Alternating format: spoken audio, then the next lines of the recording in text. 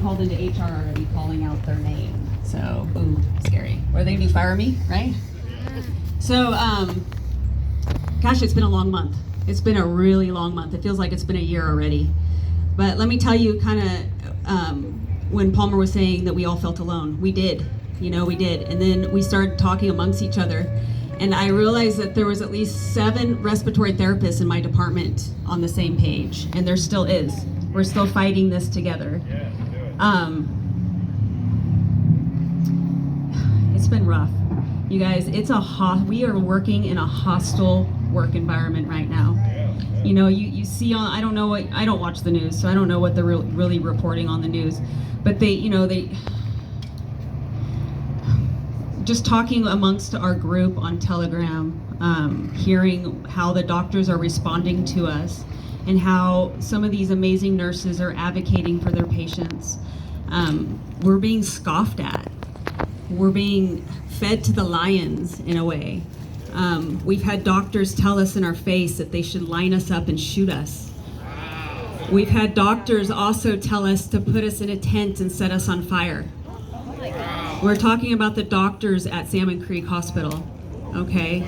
So this is my whistleblower right here. Do you know their names? I know a couple of their names, for sure. I work amongst the whole hospital. I'm a respiratory therapist. I don't know if you guys know what that is, and a lot of people haven't but kind of know now since all this has happened. But I work amongst the sick of the sick of the sick. So I am frontline COVID worker, onto the ventilators, watching their demise, watching the non-treatment.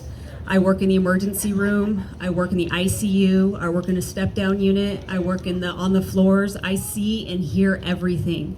And there is times that nobody knew what I stood for until a nurse one day told me that that she felt that the unvaxxed should not have the medical treatment that we deserve. And I had to stand up to her that day. This happened like 3 weeks ago. It felt like it happened last year, but this was just 3 weeks ago. I had to stand up to her and say, "Excuse me, but do you understand what you're even saying right now?" Yeah. You guys, I have a 7-year-old daughter with epilepsy, severe epilepsy that requires a lot of medical treatment. I am putting all of this on the line because I refuse to get this jab. I'm losing my health insurance. I am a single mother of 3 girls. I'm losing my home. But I'm standing up for freedom. It's not about the medical freedom. It's about freedom. Yeah. That's what this is about. They start taking away the little bit that we have, and they will take even more away. So I've always been about God and country. That is what I've always stood for, and I will not stand back now. There's no way in hell I'll stand back now. But remember, I hear all the time, and of course Harlan defended healthcare workers, but it's always about the nurses. But you know what? I am amongst radiology techs. I'm amongst pharmacy techs, pharmacists. I haven't heard much doctors, believe me. Haven't seen much doctors standing up for this. But a lot of nurses, a lot of lab techs, you name it, housekeepers, the MSO that stocks everything. I guess I heard there was about 400 of us who has put in exemptions. They are not honoring our religious exemptions. And I don't know if you guys know that or not, but they are not honoring our religious beliefs. And they were firing us. And some on-call nurses have already been fired this week at Legacy.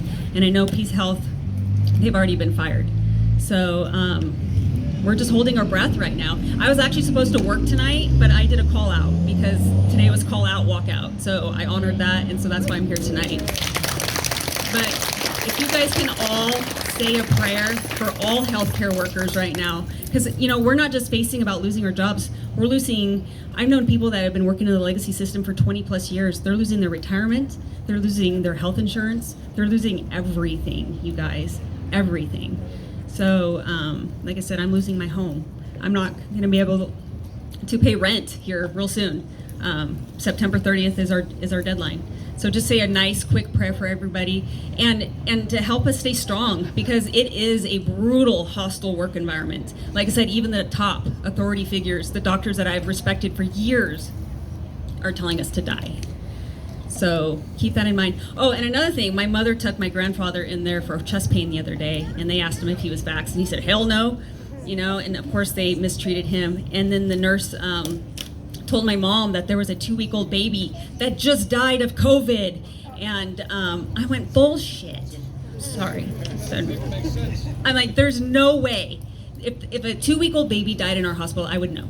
I would know. So there's no way that happens. So there's a lot of fear mongering happening too, a lot of misinformation on their part too. So keep your eyes open and your ears open, and go with intuition, and give us a big prayer, because a lot of good people are losing their jobs. I said the other day, I would rather have a nurse take care of me or a healthcare professional take care of me that stood for freedom, that stood for body autonomy, that would respect your decision when the time came, what you wanted to do with your body. So, and it's sad to say that these nurses are not. They're not fighting for your rights. They're not. And it's sad to say that a lot of us that are in this area, that we've lost all respect for healthcare right now. We have lost respect. I've been doing this for 20 years. I was 5 years EMT and 15 years respiratory therapist. So something I've worked so hard for, and I've lost absolute respect for it. So who knows? Maybe we'll open up our own hospital and treat everybody, and move on from this. We will build better, and so anyhow, give us a good prayer, okay? Thank you, Angela. I only gave